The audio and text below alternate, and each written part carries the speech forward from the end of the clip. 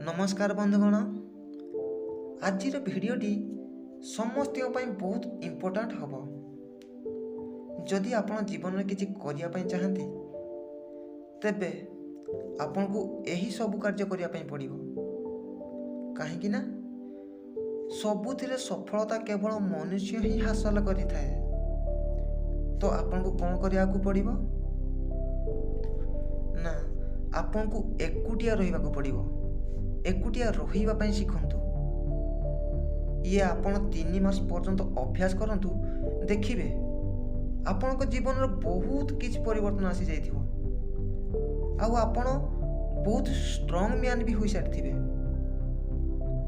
आपण जीवन में निज पई बहुत समय बाहर करबा निहाती आवश्यक। आपण जीवन में सबुठ महत्वपूर्ण होउची समय। आपण गोटे मास पई सबु किछि भूली जातु। बास आपण को निज को प्रत्येक समय एकुटिया रखंतु। चेष्टा करिवे समस्त ठारू किछि दिन निज को दूरेया पई एवं सेगुड़िक करंतु जेमिति आपण को निजर लक्ष्य स्थल को पहुंचाई परिबो। आपण जानते कि आपण जेते एकुटिया रहिबा को चेष्टा करिवे सेते आपण को अंतररू स्ट्रांग होई परिबे एवं आपण को जीवन रे बहुत किछि चेंज होई जिवो। काहेकि ना आपण निज को समय देवा को सीखी जाइथिबे। जो व्यक्ति एकुटिया रहिबार साहस करि पारे से जीवन में किछि भी करि पारे। आ मने रखंतु, आपण आउ काहा को खुशी देई परिबेनी।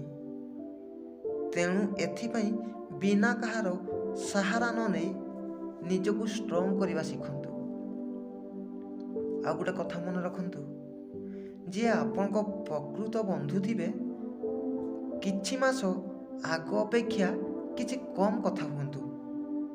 ता माने नुह कि आपण समान ठारू सबुदिन पई दूरे की रहिबे। केवल किछि दिन पई दूरे की रुहंतु। काहेकि ना निज को निजर सफलता स्थान पहुंचाइबार अछि। बंधु तो केबे दूरे जीवेनी। सबुदिन सेमाने आपण को बंधु होई रहिबे। अब जे आपण को बंधु नुहे से बंधु केबे भी आपण को बुझी परिबेनी। तेणु आपण सेमानक सहित रही आपण को निजर समय को नष्ट करंतुनी। आपण या को लगातार 8 दिन करिकि देखंतु, आपण को यह किछि दिन परे अभ्यास रे पड़ी जिवे।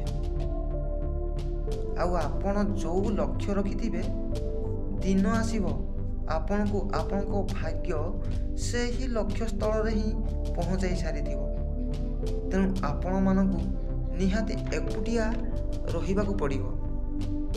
आपण निज को कंट्रोल रखंतु। काहेकि ना जेतेबेले मनुष्य एकुटिया रहिताए सेतेबेले मनुष्य बहुत किछि भाबी थाए कि निज जीवन में कौन करिवार अछि कौन नाही, एमिति बहुत किछि। तेणु सबु बेले चेष्टा करंतु एका रहिया पई। बंधुगण, भिडियोटी केमती लागिला निश्चय कमेंट करके जणाइबे।